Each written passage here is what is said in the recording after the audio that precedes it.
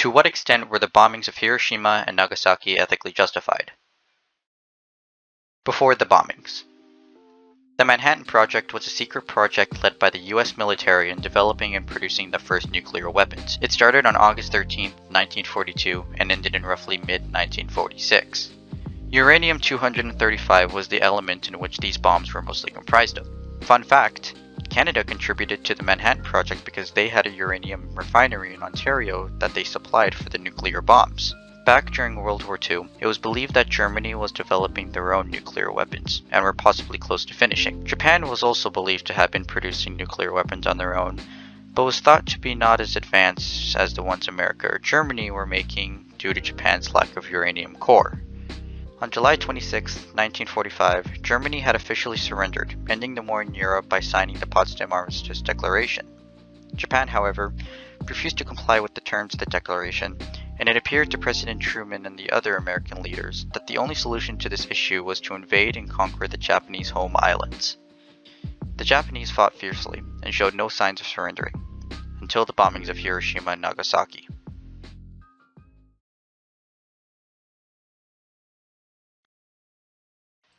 The Hiroshima bombing. August 6, 1945, 8:15 a.m. A modified version of the B-29 airship, named Enola Gay, from the US deployed an atomic bomb weighing over 9,000 pounds, nicknamed Little Boy, over Hiroshima, decimating about 4.7 square miles of the city. The city of Hiroshima during World War II was used as headquarters for Japan's 2nd General Army, the Shokugo Regional Army, and their Army Marine headquarters. The city also housed many important military supplies and was a key center for shipping in Japan. The bombing caused between 69,000 to 150,000 injuries, and 60,000 to 80,000 deaths.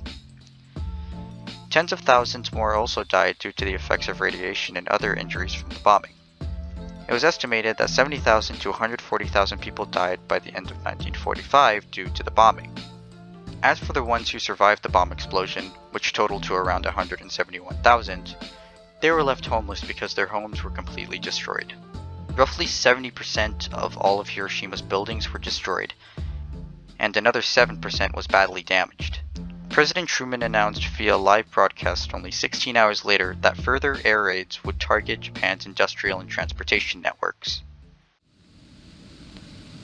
We are now prepared to destroy more rapidly and completely every productive enterprise the Japanese have in any city. We shall destroy their docks, their factories, and their communications. Let there be no mistake. We shall completely destroy Japan's power to make war. It was to spare the Japanese. Truman also threatened Japan in his statement. At Potsdam. Their leaders promptly rejected that ultimatum. If they do not now accept our terms, they may expect a rain of ruin from the air, the like of which has never been seen on this earth. Behind this air attack will follow.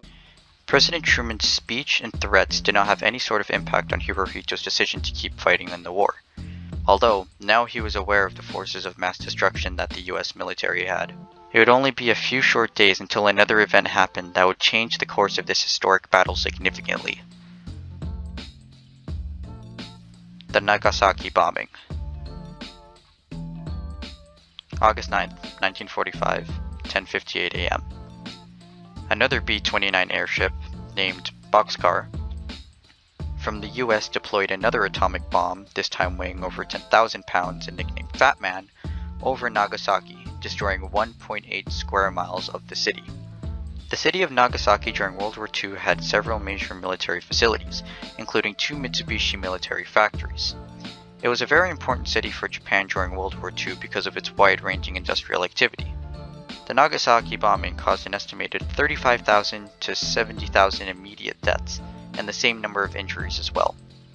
It was not until the late 1990s that official Japanese figures revealed that the total number of deaths from the Nagasaki bombing exceeded 100,000. These attacks on Japan's major cities for farming resources and materials heavily affected their ability to fight against the US. And also, around this time, news rolled around that the Soviet Union would enter the war fighting alongside the Allied forces. Needless to say, these news caught the attention of Japanese Emperor Hirohito, and he would make a decision that would change the course of the 6-year battle. Only 6 days after the bombing of Nagasaki, on August 15, 1945, Emperor Hirohito announced his plans to surrender via radio broadcast. To this day, the extent of chaos and devastation of Hiroshima and Nagasaki made the counting of exact death tolls extremely difficult. These numbers remain unknown, and we can only estimate how many people have passed away and suffered from these bombings.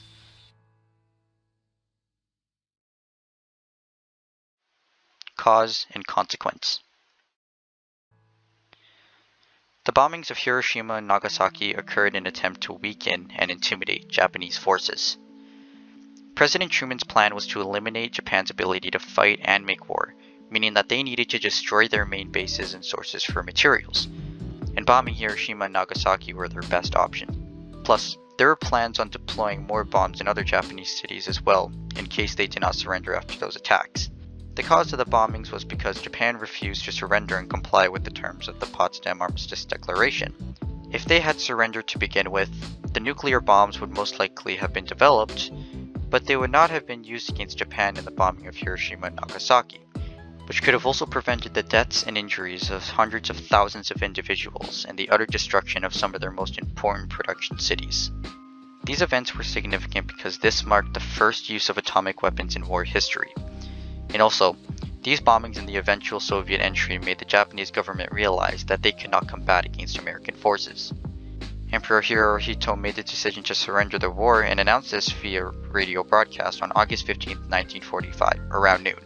The surrender of Japan became official on September 2, 1945, when Japan signed the Japanese Instrument of Surrender, which is what we like to call now VJ Day. If Japan had decided to go on with the war, the US would have bombed more Japanese cities, causing the deaths of millions of civilians and the destruction of many buildings and property altogether. It is also possible that America would have invaded the 5 Japanese home islands. Although Japan decided to stop the war before any of this could have happened, the bombing of Hiroshima and Nagasaki still heavily impacted Japan because it caused many deaths and a ton of destruction. And it was one of the reasons that Japan surrendered the war. The bombings of Hiroshima and Nagasaki made Hirohito realize that they had to surrender. Hirohito's decision to surrender the war also potentially saved the lives of more people than if the war were to continue, and if Japan had been conquered by America. For the people in America, and in President Truman's eyes, they thought that deploying the bombs in Japan's most important cities to the war was justified because Emperor Hirohito would realize that they cannot win the war, and they would have to surrender. If a couple 100,000 deaths was what it takes to make the Japan government realize they cannot win, then maybe it is not so bad because millions of lives could be saved. And if not, they would have a massive advantage continuing to develop and release these nuclear weapons all around Japan. Being on the receiving end of the destruction and tragedy that the nuclear bombs caused, Japan could not develop anything to combat or stop the nuclear attacks from America. The devastation and number of deaths that were being caused from something they could do nothing about pressured everyone. Also, the news of the Soviet entry scared them all as well. If they continued to fight in the war, then more bombs would be deployed where millions of people would be put at risk and the soldiers' source of materials to help win the war would be destroyed. Their country would be invaded by America and the Soviet Union. Hirohito underwent this pressure the most and made the smart decision to surrender.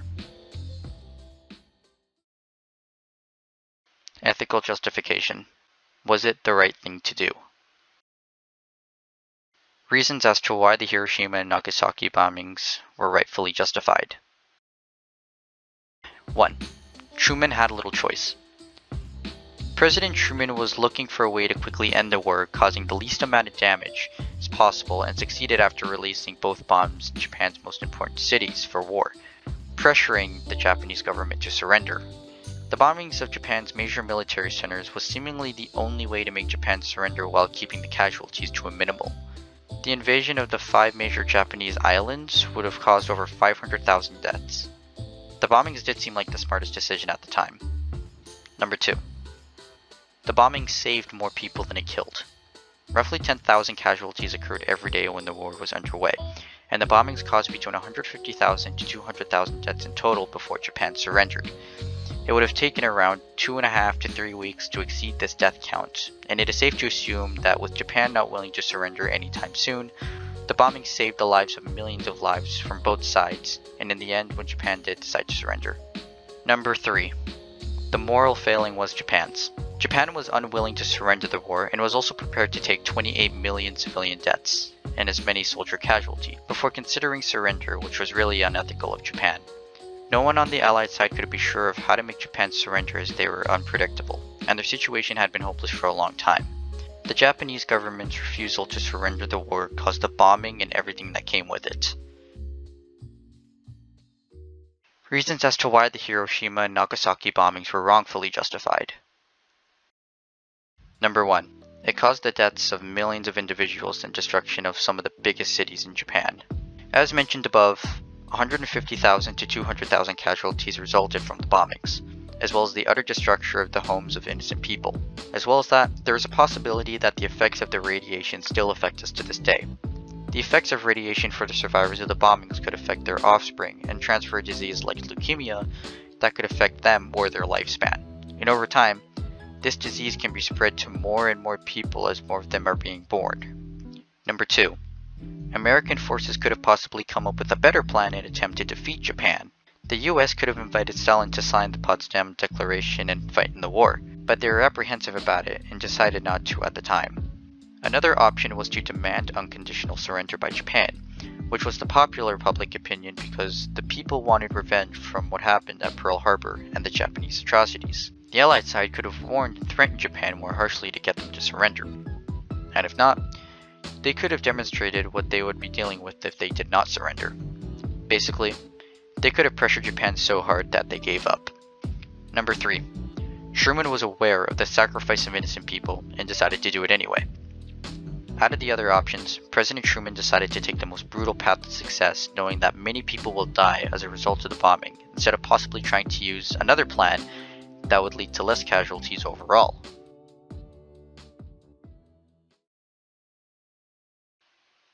Conclusion. Was releasing both nuclear bombs in Hiroshima and Nagasaki ethically justified? Yes. After examining the event, evaluating the consequences and different actions that could have been taken, I believe that deploying the bombs in Hiroshima and Nagasaki was ethically justified. It was the best option that the US government had in trying to get Japan to surrender as soon as possible while causing the least amount of damage and casualties. While the war was going on, it was clear that Japan would not give up no matter the circumstances.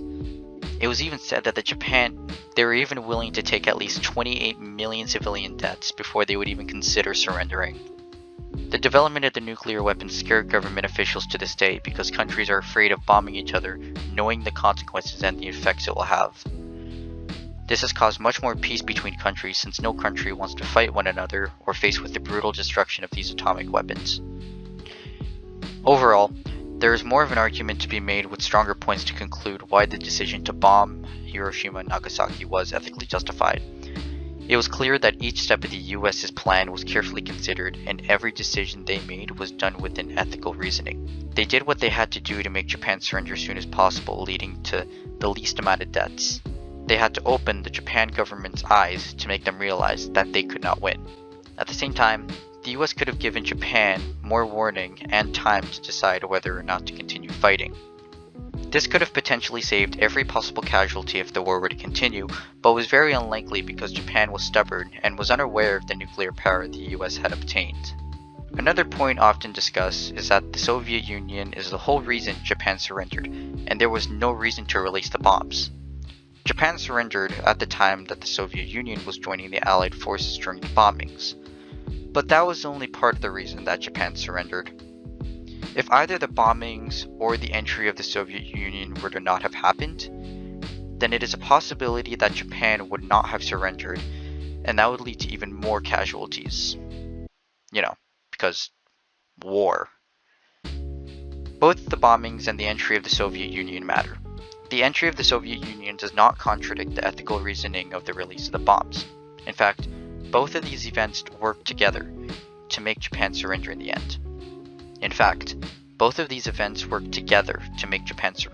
end. Yes, an argument could be made as to why the bombings were unethically justified, but what matters in the end is the effectiveness and consideration of each event that occurred. Yes, the bombings were horrifying and very destructive, but it was the right thing to do to make Japan surrender. It was necessary in preventing the loss of millions of innocent lives, and it made a huge impact on war. That is why I think that the bombings of Hiroshima and Nagasaki are ethically justified. Thank you for watching, and I hope you enjoyed.